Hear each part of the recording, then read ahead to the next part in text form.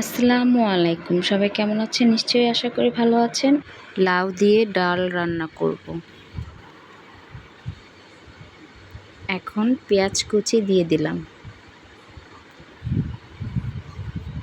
বাদামি কালার হয়ে গেলে একটু পানি ঢেলে দেব। লবণ দিয়ে দিব সামান্য। তারপর হলুদের গুঁড়ো, মরিচের গুঁড়ো দিয়ে দেব। দিয়ে ভালো করে কষিয়ে নিতে হবে। এখন আমি লাউগুলো ঢেলে দিলাম। ডালগুলো দিয়ে দিলাম।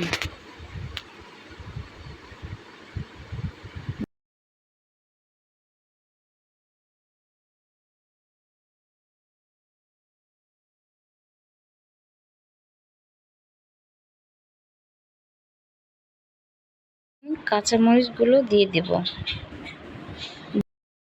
ধনেপাতা কুচি দিয়ে দিব।